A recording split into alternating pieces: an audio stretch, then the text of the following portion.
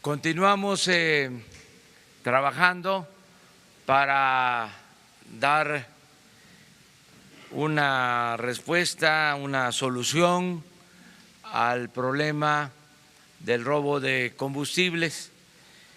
Ayer, con ese propósito, estuvimos en Huauchinango, Puebla, y también en Tulancingo, Hidalgo.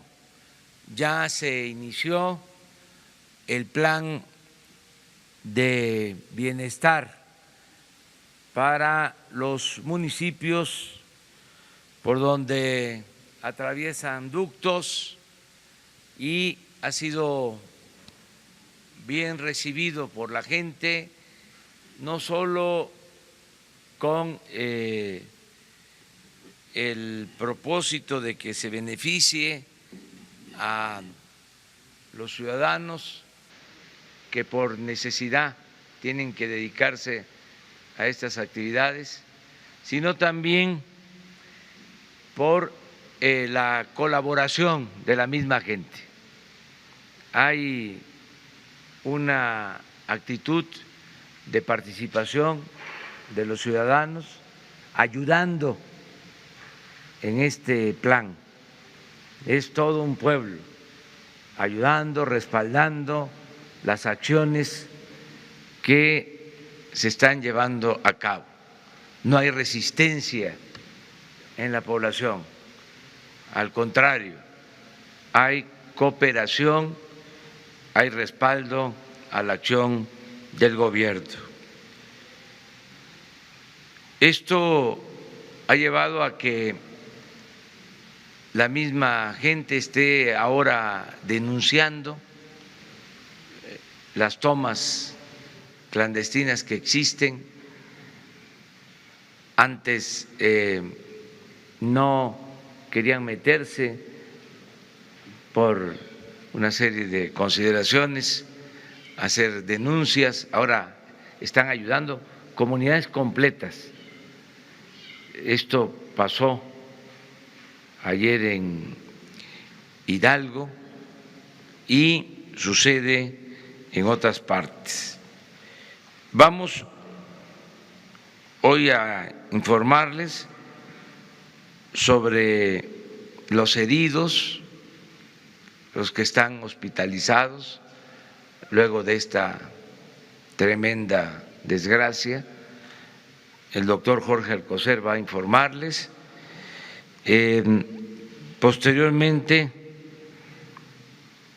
vamos a señalar algo relacionado con lo que mencionaba de tomas clandestinas encontradas en el mismo municipio, pero dadas a conocer por la gente que está ayudando. Y luego la aplicación de un sistema para que entre todos controlemos, para que el mercado controle el precio de las gasolinas. Es algo legal, es nada más tener la información, es un plan, una aplicación que se llama ¿Quién es quién? En el precio de las gasolinas. Ya existía el sistema, pero nadie lo conocía. Y es una muy buena aplicación que hoy se va a presentar para saber cuánto cuestan las gasolinas y que la gente libremente opte por ir a cargar en la estación en donde esté mejor el precio. Ya después vamos a pasar, es la segunda etapa, a que se entreguen litros de a litro, pero primero el precio, porque sí hay algunas diferencias considerables. Estos son los tres temas a tratar el día de hoy y luego abrimos la sesión de preguntas y respuestas. Entonces les pido al doctor Jorge Alcocer que intervenga. Muchas gracias, señor presidente. Muy buenos días. Continuamos en este triste contar de los fallecidos a través de este inolvidable y pienso que puede ser uno de los últimos eventos. Habíamos contado hasta ayer 98 defunciones de pacientes hospitalizados. Se han ido sumando algunos de hospitales privados y en el devenir de las últimas horas, incluyendo 2 en esta madrugada que fallecieron del Hospital Regional de Zumpango, hemos cuadrado una cifra final hasta ahora de 109 pacientes, 109 fallecimientos.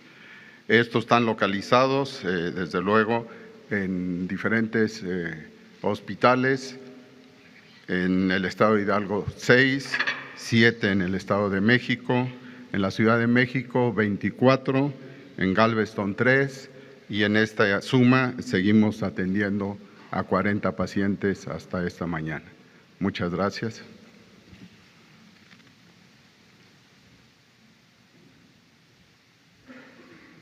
Con su permiso, señor presidente. Buenos días. La Policía Federal, en una labor de restablecimiento emocional de la población de la localidad de Tlalhuelilpan, Hidalgo, en donde ocurrió el lamentable accidente, la explosión, hacemos trabajo de proximidad social. El trabajo social a cargo de policías federales, psicólogos expertos en atención emocional, ha logrado mantener no solamente la seguridad perimetral de la población de la localidad, a efecto de evitar riesgos de accidentes, y ha sido la propia sociedad, la comunidad, la que nos informó la existencia de 14 tomas clandestinas de altísimo riesgo que estaban en las inmediaciones de esa población en el desarrollo de los ductos de Pemex. Cabe resaltar que tenemos vigilancia y seguridad en toda la red nacional de ductos de Pemex, con personal del Ejército, de la Armada y de la Policía Federal. Por lo que se refiere a esta labor, la comunidad nos llevó hasta 14 puntos en donde, como pueden ver en las imágenes, existían tomas clandestinas. Ante el riesgo que tiene la propia comunidad, nos llevaron a inhabilitarlas, se le dio vista a Seguridad Física de Pemex y al Ministerio Público Federal y se procedió con toda la cautela a asegurar cada una de las tomas.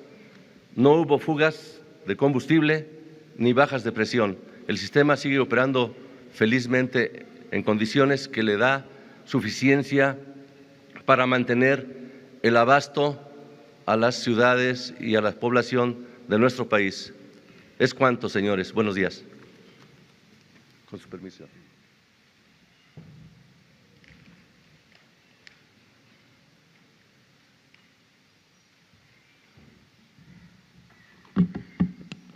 Sí, buenos días.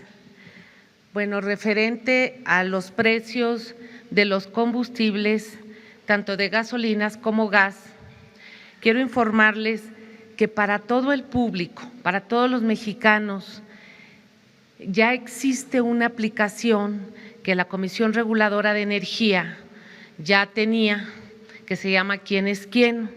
Es muy fácil, no sé si lo tienen, Jesús. Sí, es muy fácil. Esta aplicación es para conocer el precio del gas. Todos desde su celular bajan la aplicación AmiGas. Nos permite, automáticamente encuentra el distribuidor. Si yo estoy en Tijuana, abre automáticamente mi localización como si fuera Waze y sale en qué parte de Tijuana estoy, realiza la búsqueda por localidad, compara precios, consulta números de contacto para realizar pedidos. En su caso, para el gas, verifica la autorización de vehículos que cuenten con la autorización de la Comisión Reguladora de Energía, se ingresan las placas del vehículo para validar si está registrado, si es un vehículo que tiene permiso, y evalúa el servicio, también la propia aplicación en el celular, cualquier persona califica si el servicio fue bueno o malo y se actualiza en la propia base de datos para que el usuario tenga una calificación del servicio. Y sobre gasolina, es la siguiente, por favor. Es esta aplicación. Esta aplicación es una invitación para que todos los mexicanos la bajemos en nuestro celular, se llama Gaso App. Encuentra la gasolinera, como aquí se ve en la pantalla, sí, la anterior, la que tenía. Ahí nos dice exactamente si está cercana, si es más barata, si es más cara, y esto nos va a ayudar porque de acuerdo a la ley, la gasolina pues está en el mercado, en el libre mercado, y sí tenemos una diferencia de precios muy sustancial. Ayer, por ejemplo, amanecimos aquí a 18 pesos con 30 centavos, 18 pesos con 50 centavos, y si todos los mexicanos nos enteramos, nos va a ayudar incluso a que los precios sean más justos y no haya tanto disparidad. Se selecciona el combustible, se escoge el radio en kilómetros, la principal, exactamente. Evalúa el servicio de las gasolineras, termina uno de cargar, evalúa, reporta precios en caso de que no correspondan con los de la aplicación. Hay una opción, si me decía la aplicación que costaba tanto, también lo reporta y sobre todo son los precios 60 minutos antes de que uno vaya a cargar, o sea, cada hora se están actualizando los precios. Entonces, esa es la invitación para que todo mundo bajemos nuestra aplicación, es de la Comisión Reguladora de Energía, ya tenía tiempo, no se conocía y pues es importante que todos la tengamos. Muy bien, esto es básicamente la información. En este caso sería bueno que se probara. Como vamos a tardar aquí en preguntas y respuestas, que lo vayan viendo para ver si al final de el diálogo circular de la conferencia ya podamos decir que sí funciona o recomendarlo para que los ciudadanos usen este sistema. Debo aclarar que los distribuidores de combustibles se han portado bien en general, no se han aprovechado de la circunstancia. Son muy pocos los que han mantenido elevados los precios.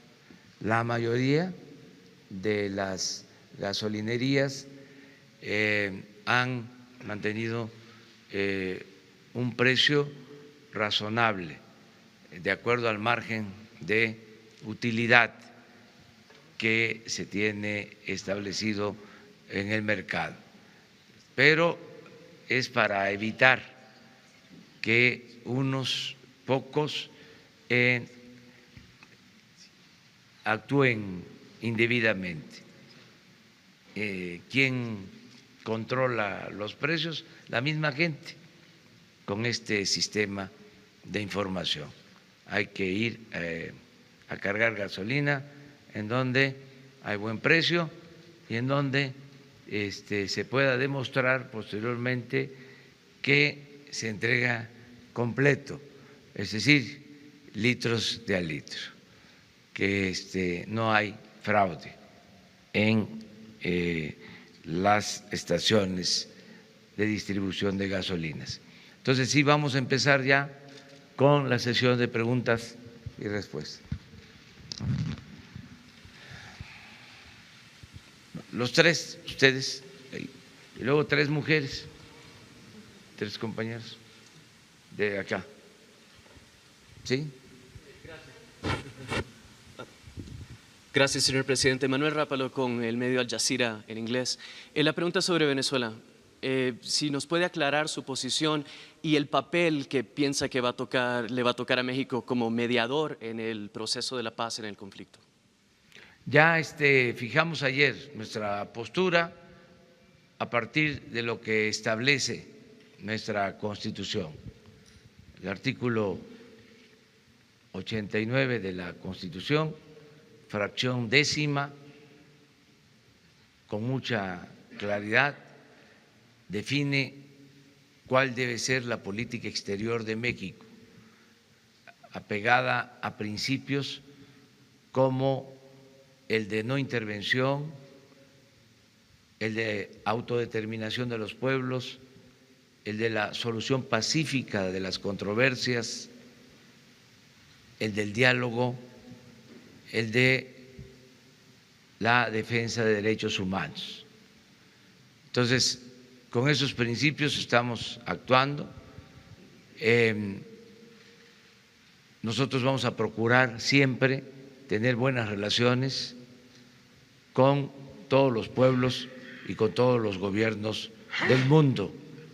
Y este caso lo está tratando el secretario de Relaciones Exteriores, Marcelo Ebrard, con todo nuestro respaldo y con respeto a lo que establece nuestra Constitución.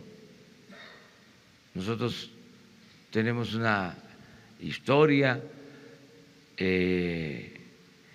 muy importante en cuanto a política exterior, apegada a principios, y eso va a continuar.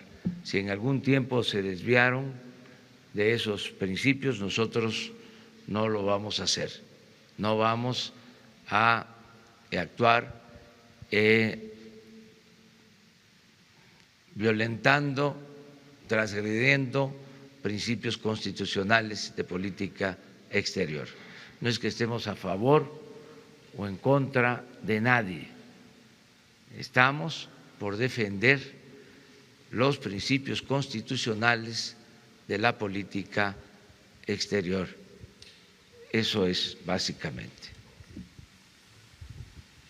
Buenos días, Alexis Pavón de SDP Noticias. En el mismo sentido, me gustaría saber si tiene algún tipo de reacción en cuanto a que ayer el presidente Nicolás Maduro reconoció el posicionamiento de Uruguay y México en cuanto a una ruta al diálogo y si su gobierno estaría dispuesto, primero si ha tenido contacto a partir de entonces con la representación venezolana y si su gobierno estaría dispuesto a organizar encuentros entre Maduro y sus opositores. La segunda pregunta va en el sentido en cuanto a el informe de actividades que presentó esta semana la Comisión Nacional de Derechos Humanos y de acuerdo con los datos ofrecidos, de 90 recomendaciones ordinarias emitidas durante 2018, solo se acató y se cumplió con una. Me gustaría saber si su gobierno piensa promover algún tipo de política o medida para que las dependencias federales acaten este tipo de recursos. Y aprovechando que está aquí la secretaria de Gobernación, esta semana visitó Chiapas y me gustaría saber si tuvo algún tipo de contacto con el gobernador en cuanto a la contingencia que se enfrenta en ese estado respecto a los homicidios de activistas, específicamente el de Sinar Corzo a inicios de este año y los de Noé Jiménez y José Santiago la semana pasada. Gracias. Bueno, ¿por qué no, licenciada, explica esto último, por favor? Sí, tuvimos contacto con el señor gobernador y por supuesto que él y también la Fiscalía apoyando la Fiscalía General, pero principalmente la Fiscalía del Estado está investigando estos casos. En uno de ellos, no recuerdo cuál de ellos porque no traigo ahorita mi nota, de Chiapas concretamente. En uno de ellos ya tiene inclusive a uno de los homicidas, de los asesinos que perpetraron este ilícito y está detenido. Hay otros casos que no, inclusive fueron de otros estados que llegaron contratados por algunos de estos personajes que tienen la calidad ahorita de indiciados por autoría intelectual, y también ya se están, digamos, pidiendo la colaboración de los otros estados vecinos que acudieron a este llamado de este señor que es el autor intelectual o presunto autor intelectual, y también ya se giraron las órdenes de aprehensión y la colaboración en los otros estados vecinos del estado de Chiapas para poder detenerlos. Entonces no podemos dar muchísimos más datos precisamente porque ahorita está el proceso y además están giradas las órdenes de aprehensión y de colaboración entre los diversos gobiernos de los estados para que se puedan detener estos sicarios, a estos autores materiales de estos crímenes. Pero sí estamos en comunicación permanente con el gobierno de Chiapas y afortunadamente hay videos. Tienen videos muy interesantes, muy importantes, en donde se ve claramente cómo están llevando a cabo las negociaciones y las camionetas, en fin, de estos sicarios. Y además del autor intelectual. Presuntos todos. No sé si dé respuesta a esto, pero sí estamos en comunicación permanente.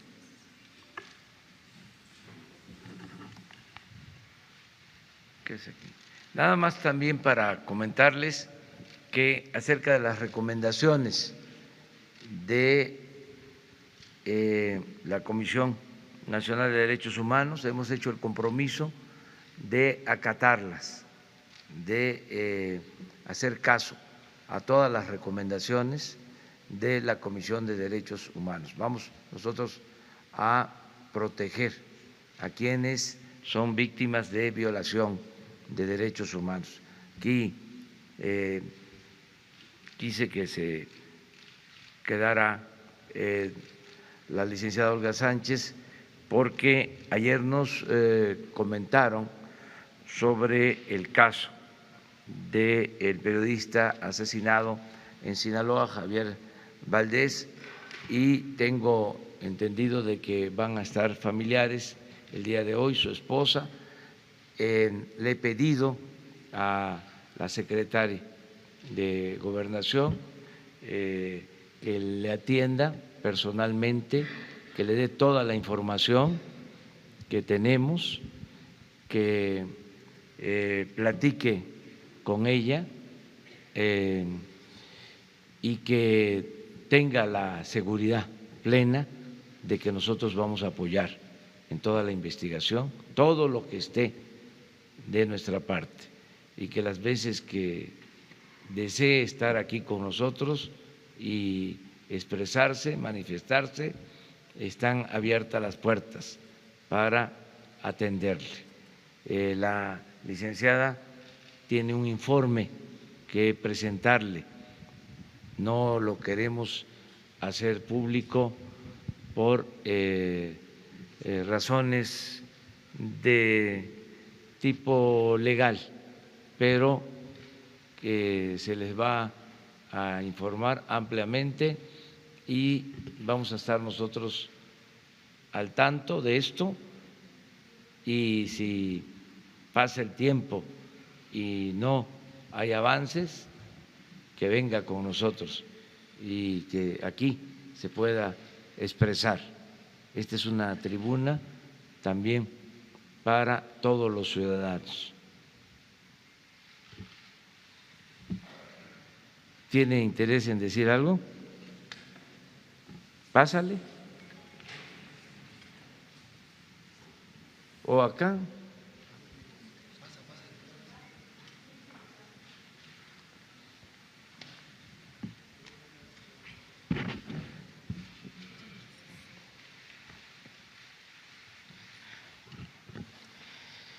Buenos días a todas, a todos.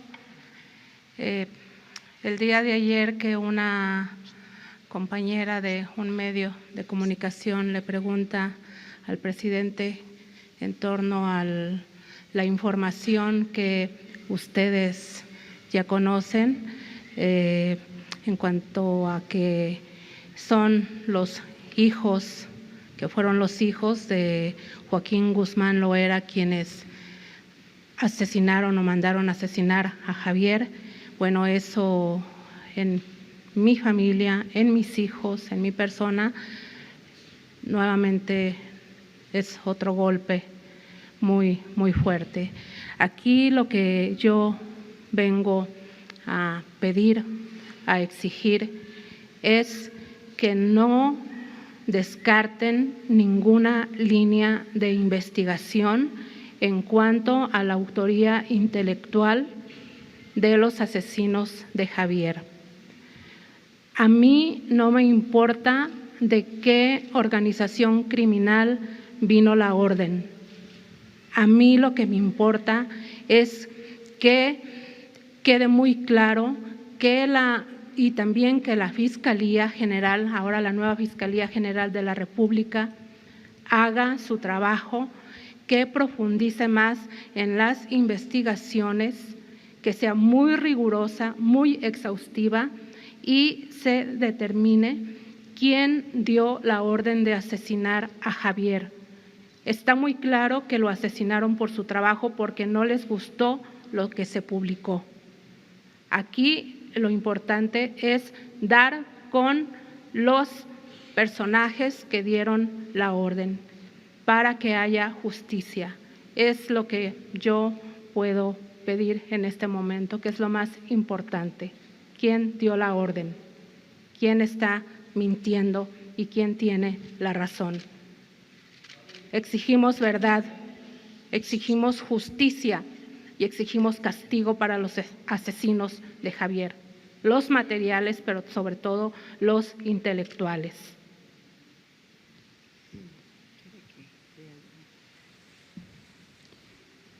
Señora Griselda Triana, por supuesto el Gobierno de la República está empeñado en hacer justicia, en atender las preocupaciones que nos acaba de manifestar. No se descarta una sola línea de investigación. Todas las líneas de investigación serán agotadas hasta encontrar las razones y a los culpables del asesinato de su esposo, Javier Valdés. Fuera del proceso que se desarrolla en las Cortes de Nueva York, tenemos el firme propósito de llegar a la verdad, hacer justicia y al castigo de los responsables de este y de otros crímenes de periodistas. El Gobierno de la República, del presidente Andrés Manuel López Obrador, nos ha instruido precisamente y estamos convencidos de que el ejercicio de la libertad de expresión y las garantías del derecho a la información son la base de una democracia plena y representativa de la ciudadanía. Tenemos el propósito de llegar a la verdad y de hacer justicia y no vamos a descartar una sola de las líneas de investigación. Por otra parte, el Gobierno está convencido de que los mecanismos de protección a periodistas y defensores de derechos humanos tienen que ser eficientes, tienen que ser eficaces y vamos a apoyar y estamos apoyando en la Secretaría de Gobernación todos estos mecanismos de protección de periodistas y defensores de los derechos humanos. Muchas gracias. ¿Se ponen de acuerdo? Pasas a la Secretaría hoy, como a la 1:30, por favor, para que te dé yo la información que no podemos hacer pública.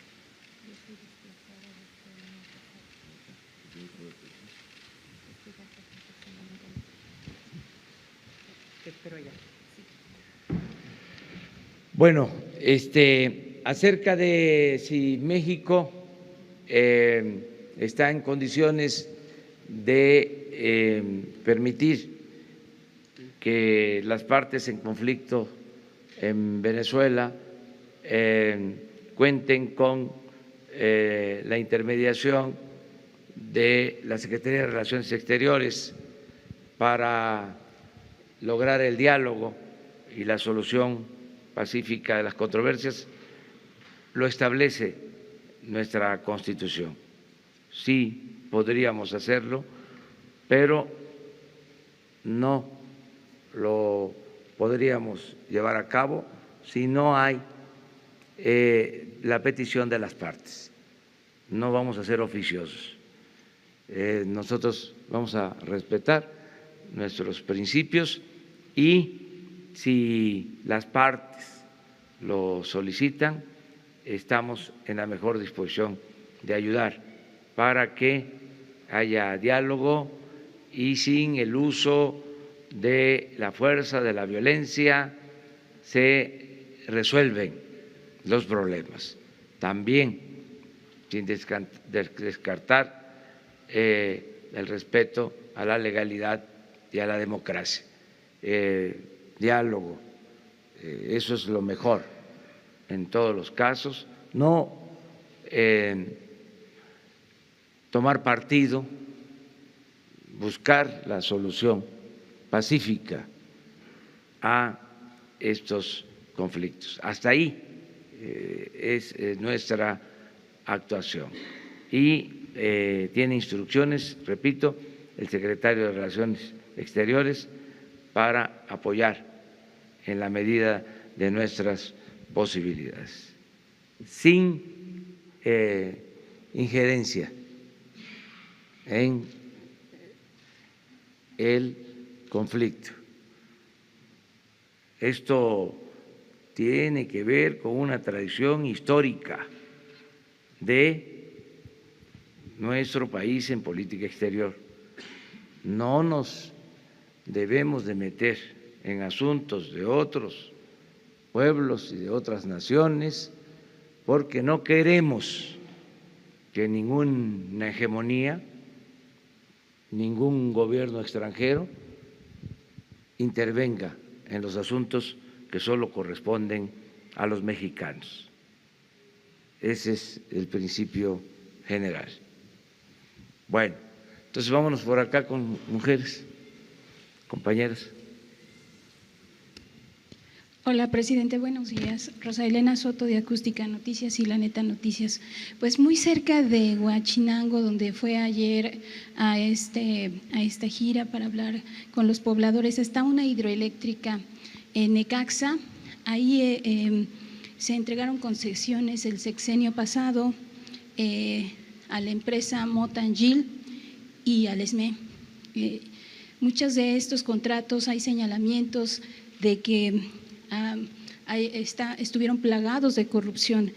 Yo le preguntaría, señor, si se revisarán los contratos de las denuncias que se presentaron en su momento al respecto, también si hay huachicol eléctrico, si se van a revisar estos contratos y a estas personas que se les dieron estos contratos en su momento el sexenio pasado, ¿de qué magnitud es el huachicol en el sector energético eléctrico?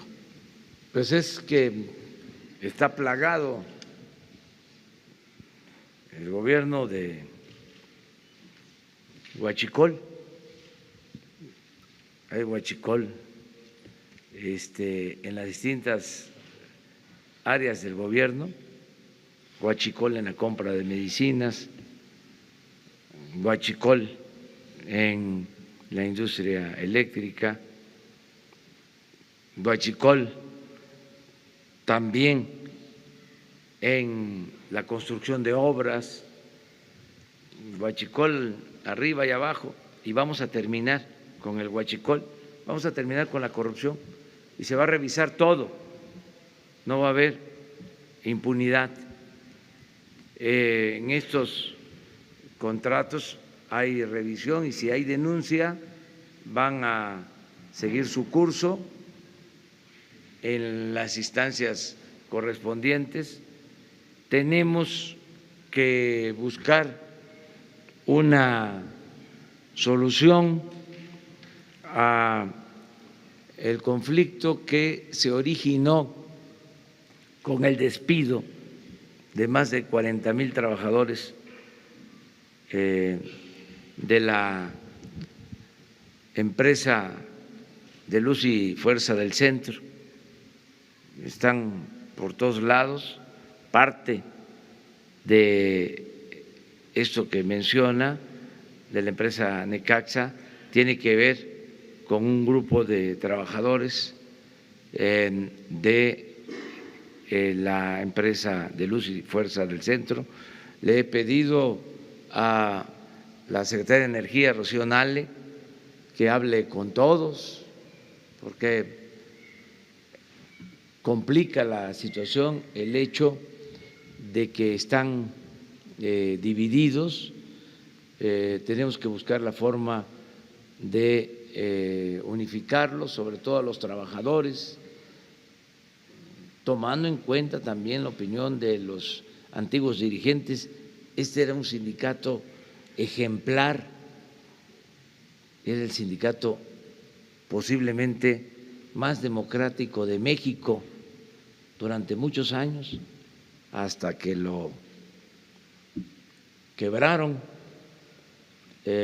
lo destruyeron con saña en el periodo neoliberal.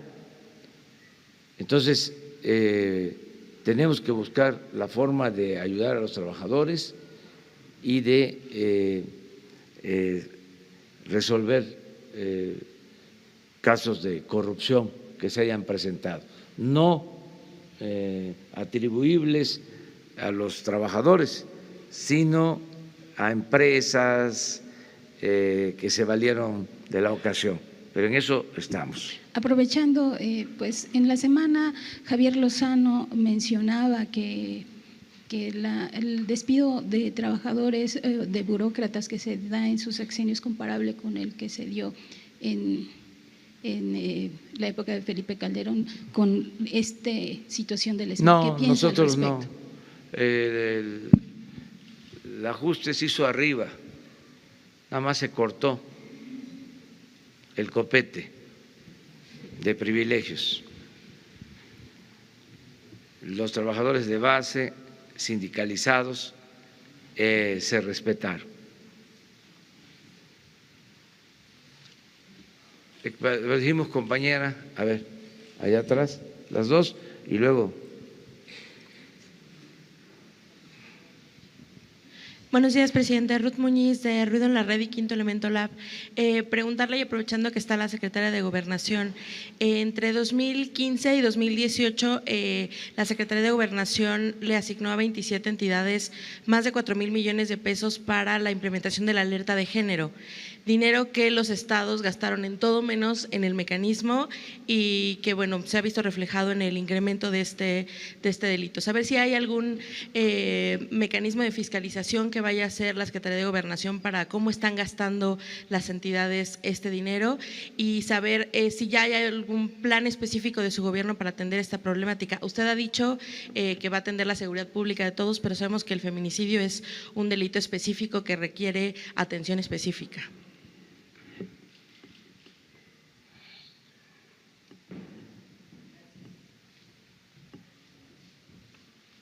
En los próximos días vamos a resolver el tema de la titular de InMujeres.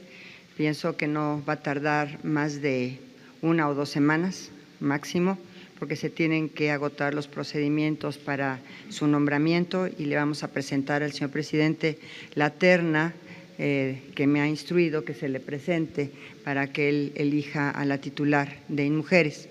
Y también tenemos que proceder al cambio de la titular de CONAVIM dentro de la Secretaría de Gobernación. Por supuesto, y todos lo saben y lo conocen, yo tengo un compromiso no solamente personal, sino institucional con el tema de los feminicidios. Creo que nuestro país encabeza, por decirlo menos, la lista en la región de los países que tienen este grave problema. Desde luego vamos a enfocarnos primordialmente en la prevención del delito de feminicidio. Le comentaba en algún momento al señor presidente, esto es un producto básicamente de violencia que surge desde la familia. Entonces, concientizando y reforzando a la institución familiar para evitar violencia tanto en contra de la mujer, cuanto más también a veces en contra de los propios hijos de ambos padres, contra ellos. Vamos a estar tenemos programas y vamos a estar muy abocados a estos dos tipos de violencia.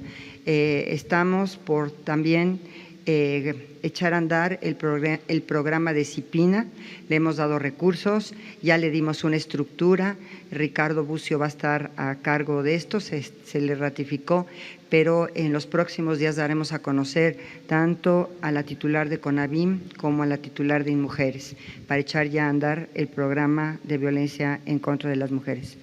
Desde luego, la alerta de género, a pesar de lo criticado que ha sido, es un instrumento y una herramienta muy importante para que el gobierno pueda tener esta prevención en materia de feminicidios.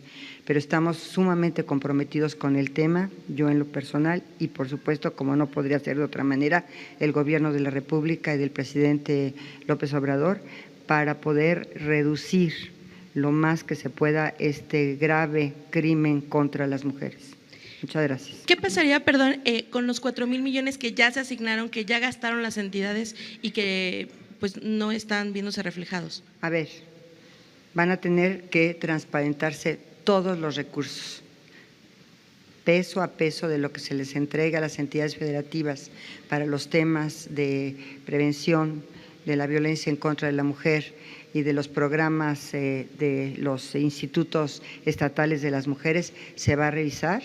Por supuesto, se asignó, y lo cual estamos sumamente reconocidas al presidente de la República, que se dieron todos estos recursos para la prevención de la violencia, y también tenemos que dar buenos resultados, no solamente a nivel internacional en la CEDAW, sino al pueblo de México respecto de la prevención, porque más que otra cosa es prevenir que se vayan sucediendo estos graves ilícitos en contra de las mujeres.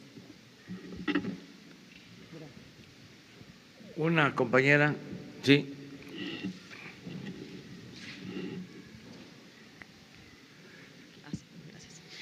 Hola, buenos días. Soy Marcela Turati de Quinto Elemento Lab y colaboradora de la revista Proceso. Primero, como periodistas nos unimos al reclamo de justicia por los colegas asesinados y desaparecidos. Y mi pregunta ahora es, con los restos de las personas calcinadas en Tlahuelilpan, al igual que con los restos también de muchas personas encontradas en fosas clandestinas que están siendo encontradas, y bueno, que tenemos muchas fosas en el país. Quería saber si van a pedir ayuda internacional para la identificación de estos restos, y hablando también del tema de desaparecidos, ¿cuándo van a presentar una política, su política pública sobre desaparición de personas, que no solo sea sobre los 43, sino para los 40,000? ¿Cuál va a ser esa política? Y la otra es la promesa que hizo de pedir perdón a las víctimas el día que iba a asumir. ¿Qué pasó? ¿Se va a pedir perdón a las víctimas de la violencia o no? Gracias. Ya lo hice y lo voy a seguir haciendo, y es una deuda que tenemos con miles, millones de víctimas, familiares de víctimas, más de 1 millón de víctimas de la violencia. Solo de el 2006 a la fecha. Y el compromiso de hacer justicia, de lograr encontrar a los desaparecidos, ayudar a sus familiares en esa búsqueda. La Secretaría de Gobernación tiene esa encomienda. Ayer lo comentaba, bien podría decirse que la mayor función o la función más importante de la Secretaría de Gobernación es la protección de los derechos humanos. Ese es el nuevo enfoque de la Secretaría de Gobernación. Y vamos a pedirles a ellos que les presenten todo el programa que se está aplicando. Ya se ha dado a conocer, hemos estado en reuniones con víctimas desde antes de que tomáramos posición del gobierno y lo vamos a seguir haciendo. Hoy precisamente no está aquí el subsecretario de Gobernación porque está ocupado de atender a víctimas, y la licenciada se va a poner de acuerdo con ustedes para que se haga una presentación sobre el plan general. Eso es lo que puedo yo comentar. Perfecto. Entonces vamos a esperar esta presentación, que nos avisen para… ¿Y va a pedir ayuda internacional para la identificación de restos y de restos de fosas también? Todo lo que se necesite.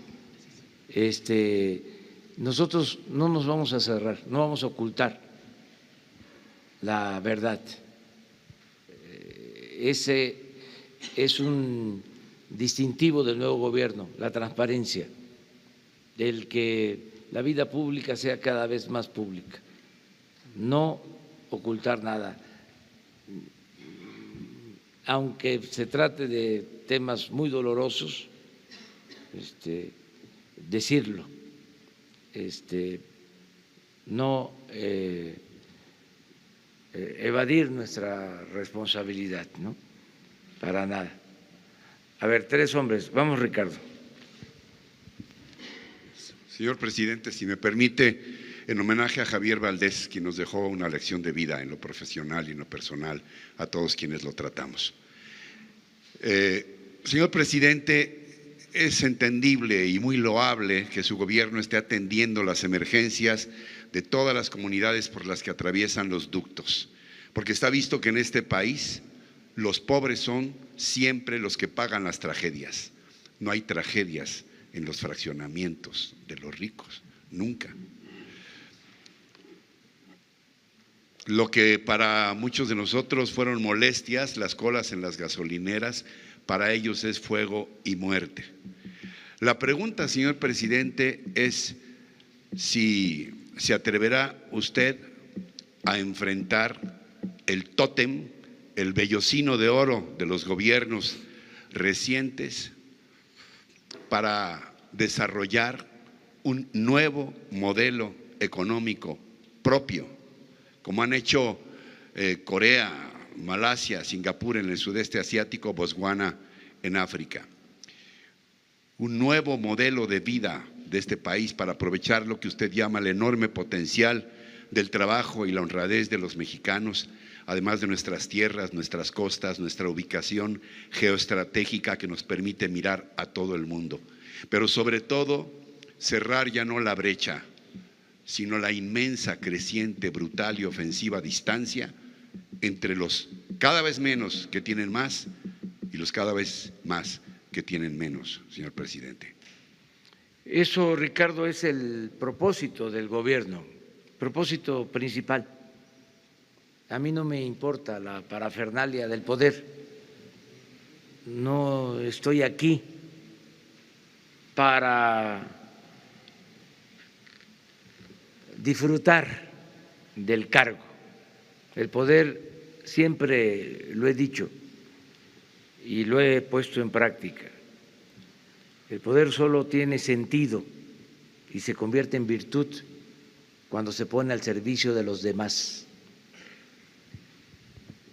El propósito del gobierno que represento es llevar a cabo la cuarta transformación de la vida pública del país.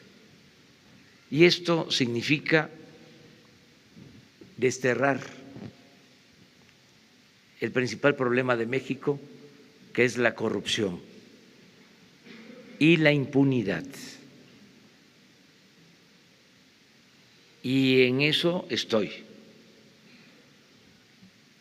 Además, estoy seguro que esa fórmula va a dar resultados, porque la corrupción no solo hay que combatirla por razones de índole moral, hay que combatirla también porque es mucho el dinero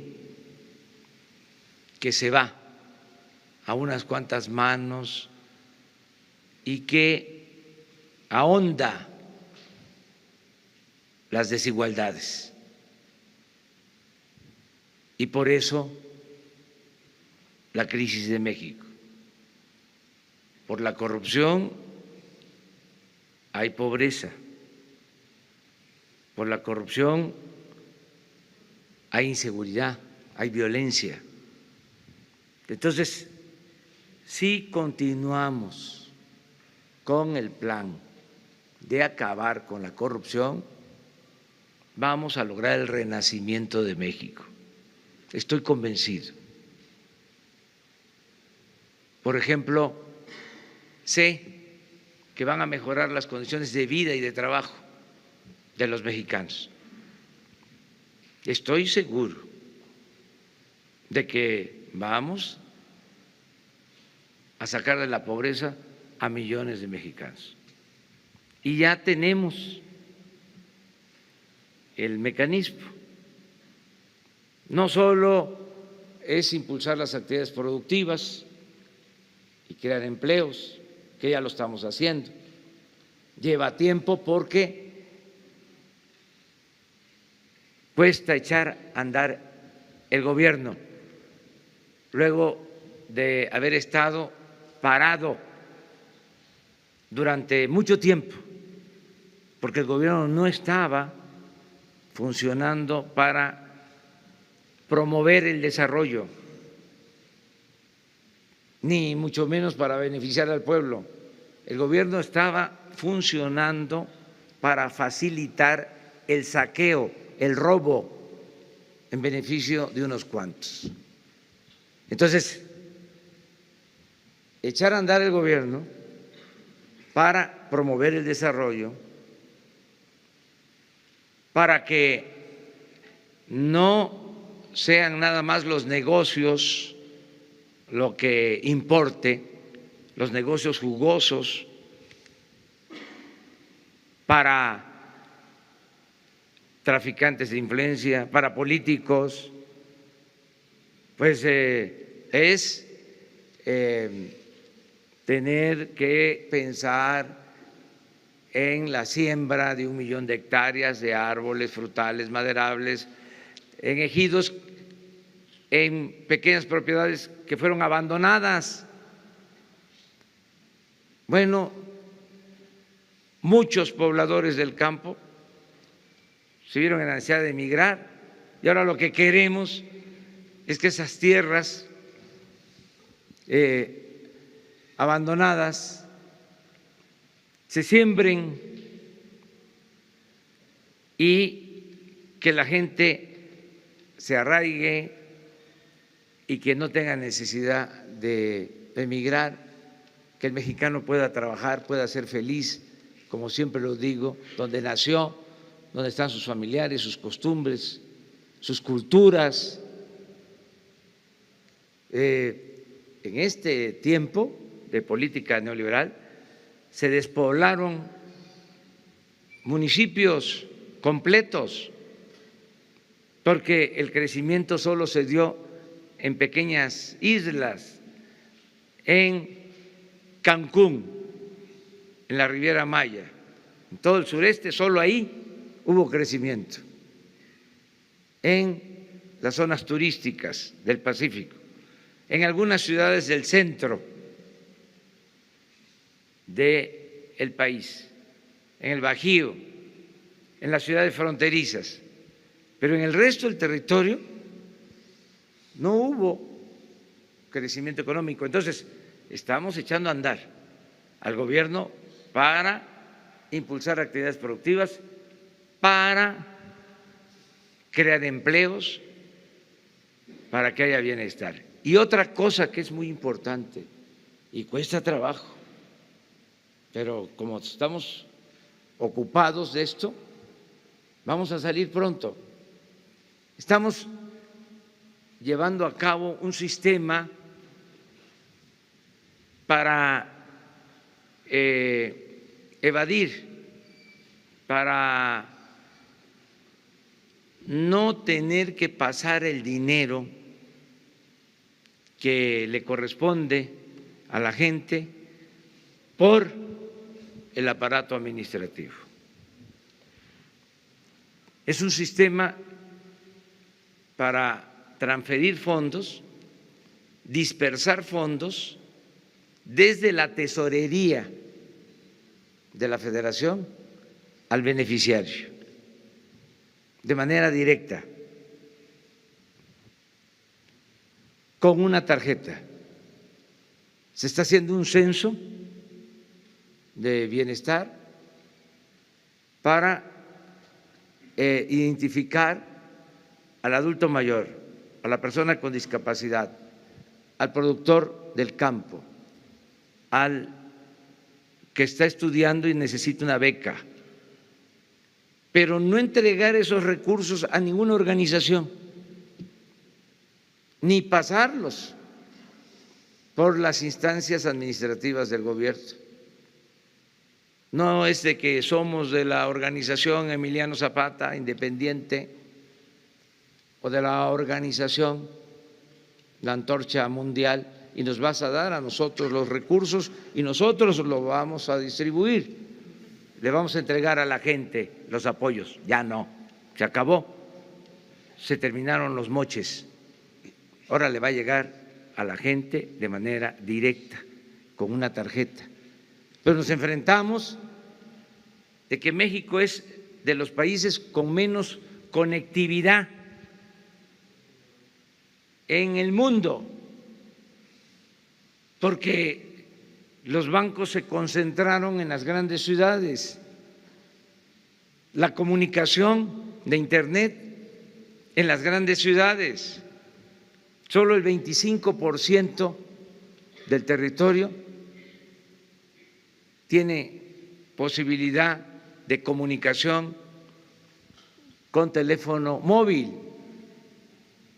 A veces los técnicos hablan de la inclusión financiera y ya están haciendo operaciones por teléfono, porque existe Internet, pero en nuestro país no hay ni siquiera comunicación por telefonía móvil en cabeceras municipales.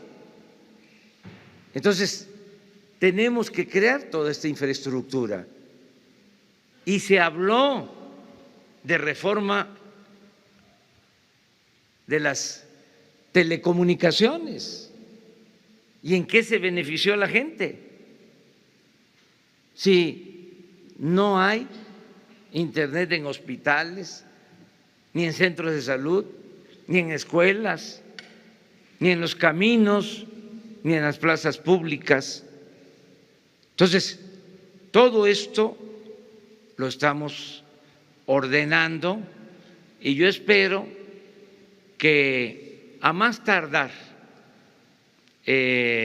a la mitad de este año, cuando estemos cumpliendo 6 meses, esté echado a andar todo el gobierno con una nueva concepción, con una nueva filosofía. Y entonces sí, vamos a atender el fondo del problema, que es el de la corrupción que produce desigualdad y pobreza. Entonces sí podemos hablar de un nuevo modelo económico, señor presidente. Un nuevo modelo económico. Gracias. Un nuevo modelo económico. Gracias, presidente.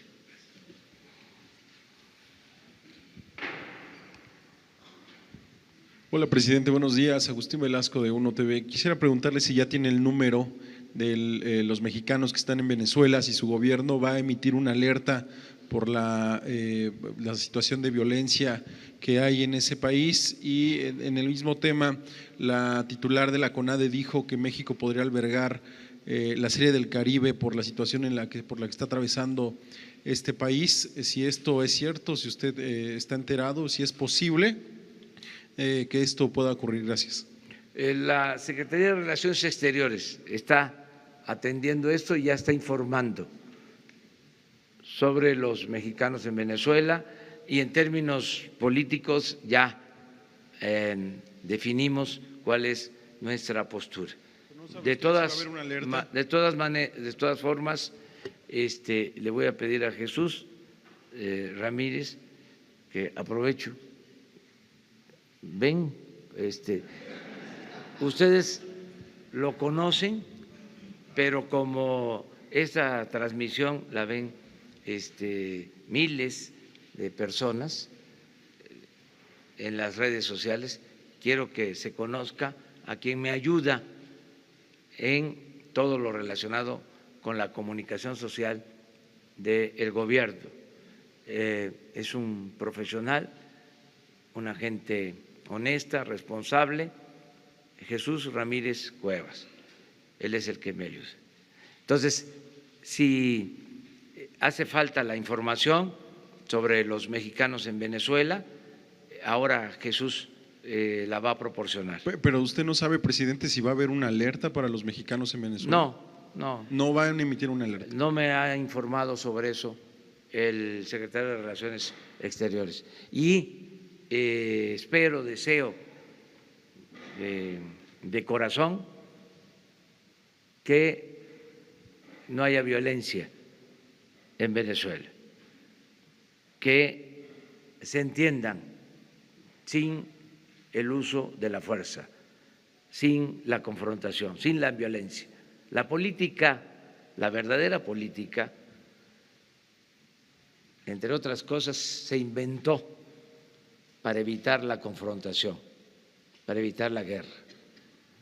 Entonces, es cosa de los diplomáticos, ellos son especialistas en buscar la solución pacífica en controversias y en conflictos. Nosotros tenemos muy buenos diplomáticos y le tengo toda la confianza al secretario de Relaciones Exteriores. ¿Sobre la serie? Uno más. Sobre la serie, presidente, lo de la Serie del Caribe, que decía ayer la titular de la CONADE, que México podría albergar la Serie del Caribe ante la situación de violencia que hay en Venezuela. Vamos a esperar, no sabemos todavía. Sí estoy también informado de que están jugando la final de la Serie del Pacífico, que quedó Jalisco, los Charros, con Obregón. Ya no me pidan a quién le voy porque eso ya es otra cosa que puede generar susceptibilidades, celos, sentimientos.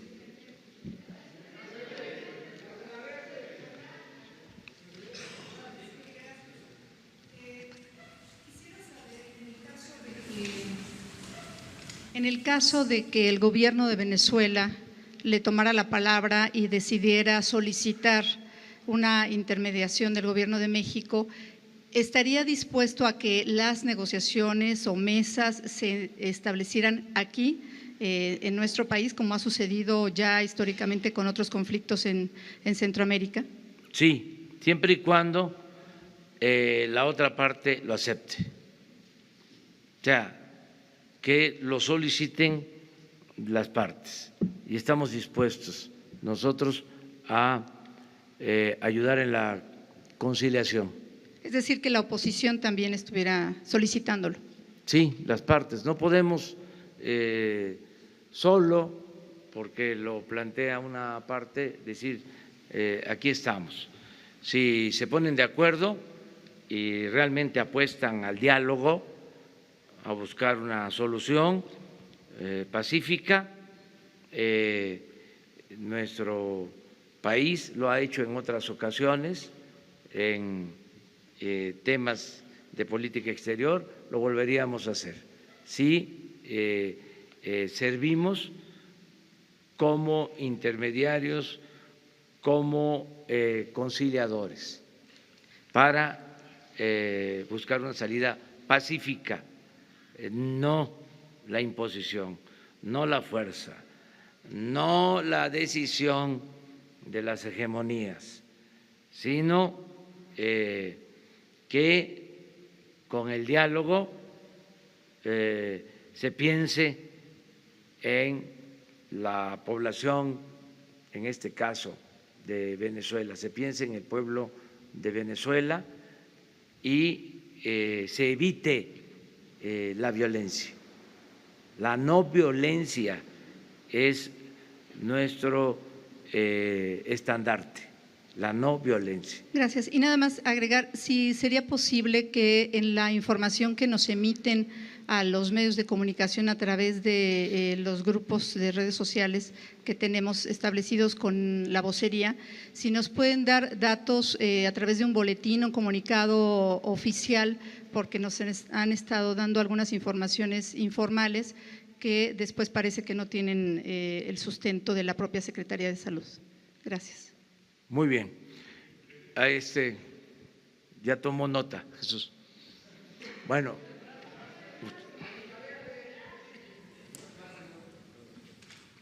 Ustedes tres.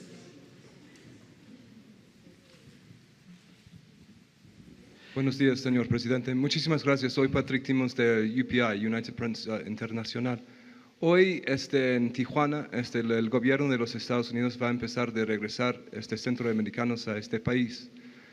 Y realmente estoy recibiendo muchísima información confusa del secretario de INAMI. ¿Qué se puede decir al respecto? ¿Qué plan hay para recibir estos centroamericanos? Y si ustedes van a terminar el programa de visas humanitarias, como dijo el Tonatiuh Guillén a un reportero estadounidense ayer. Muchas gracias. Tengo información de la secretaria de Gobernación y del secretario de Relaciones Exteriores sobre este tema, y hoy a la 1:00 p.m.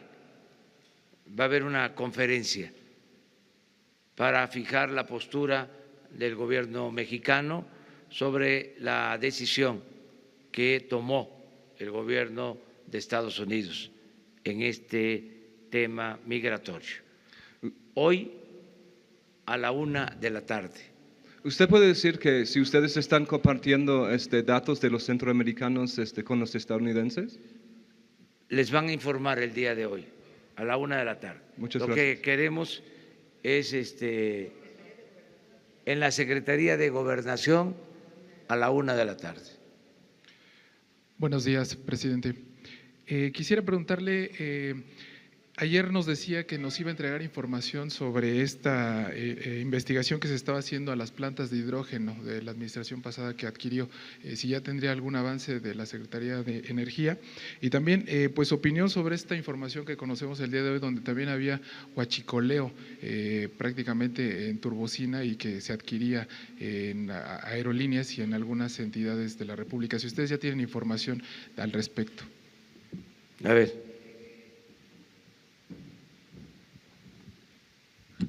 Referente a las ventas que se hicieron de las plantas de hidrógeno de Pemex. Ayer salió un comunicado, un medio, sobre la venta de 3 plantas. Se realizaron nada más en 2. En la refinería de Tula fue un contrato de compraventa de la planta de hidrógeno entre Pemex Transformación Industrial y Air Liquide México, SADRL DCB. Se formalizó mediante un proceso de adjudicación directa para el proceso de selección del comprador de la planta, quien fue Air Liquide, es una empresa francesa.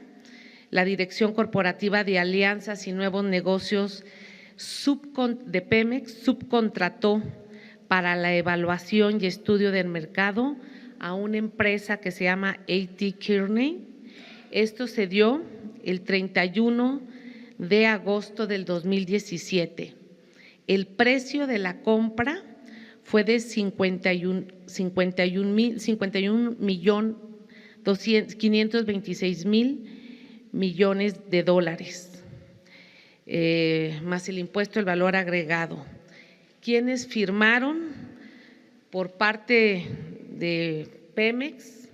Fue el licenciado Carlos Reinaldo Godínez, subgerente de apoyo legal y formalización inmobiliaria de Pemex, el ingeniero Cuthberto Orlando Azuara Pavón, director operativo de producción de Pemex, y por el comprador fue Rodrigo Pereira Jorge. Para esto hicieron un avalúo por un consorcio que se llama Megafin, el 20 de diciembre del 2016. El avalúo reportó que costaba 48.347.000 millones de dólares.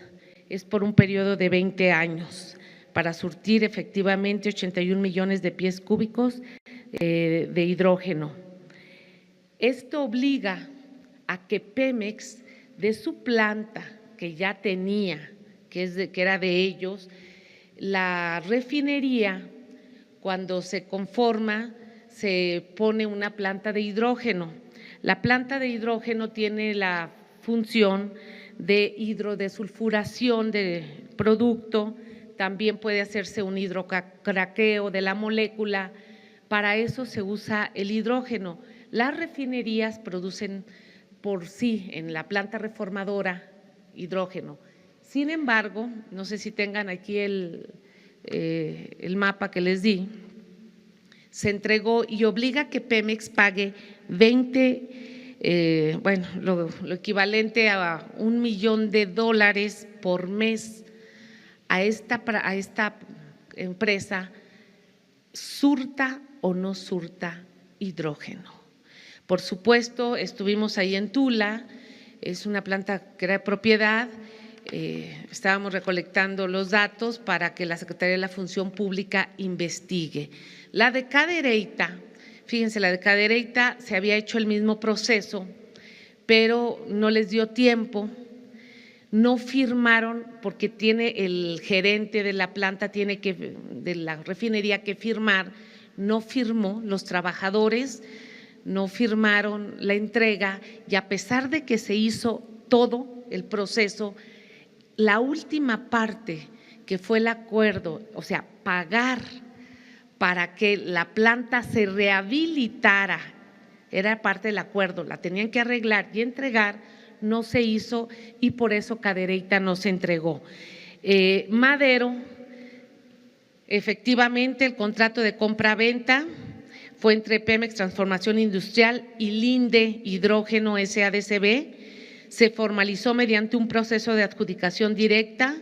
Para el proceso de selección del comprador de la planta, la Dirección Corporativa de Alianzas y Nuevos Negocios de Pemex subcontrató para la evaluación y estudio del mercado a la empresa Aclara, fue con fecha 11 de abril del 2018, el precio de compra fue de 31.893.000 y más el impuesto del valor agregado. ¿Quiénes firmaron por parte de Pemex como vendedores? El licenciado Carlos Reinaldo Godínez, subgerente de apoyo legal y formalización inmobiliaria de Pemex, el ingeniero Jorge Humberto Freire Rizo, subdirector de producción de petrolíferos de la Dirección de Producción de Pemex Transformación Industrial.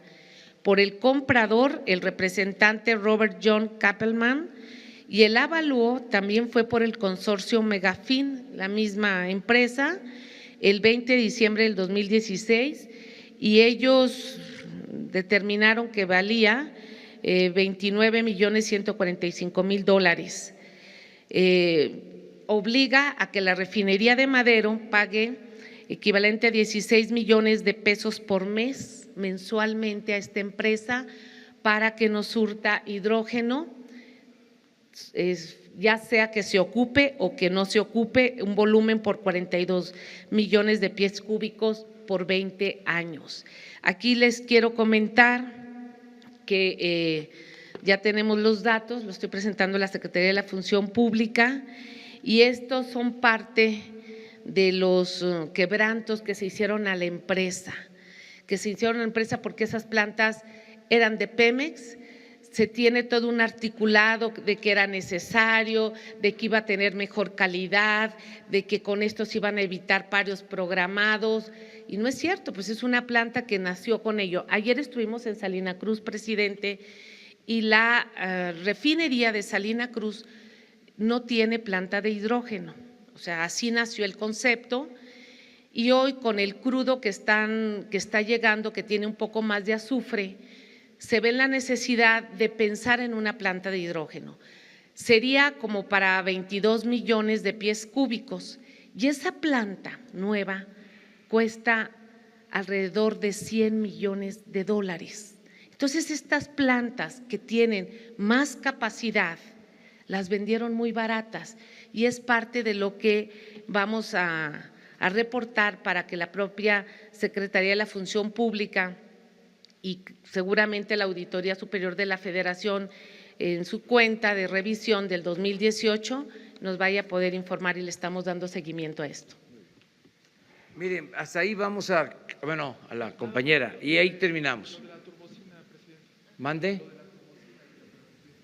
Sí, hay muchas irregularidades en todo lo que tiene que ver con el robo de combustible. Vámonos por parte, les vamos a dar a conocer todo.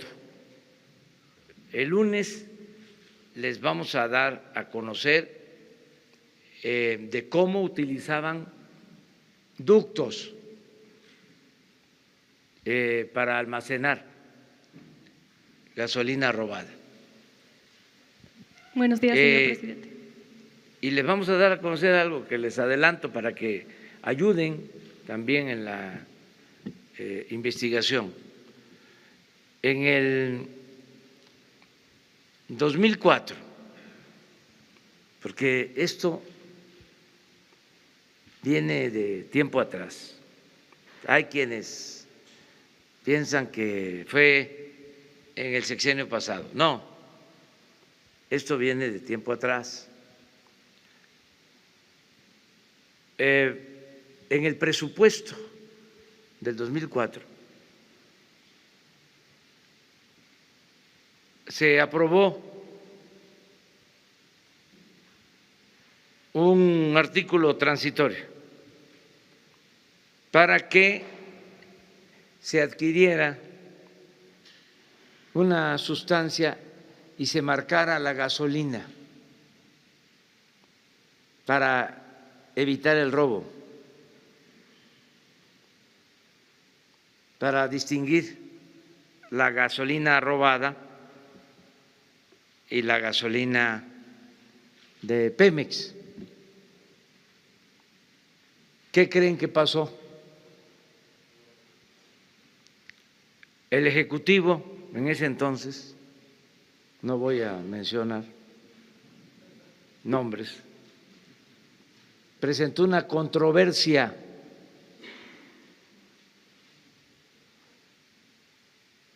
para quitar ese artículo transitorio. Y el Poder Judicial, la Suprema Corte, le dio la razón al titular del Ejecutivo. 2004.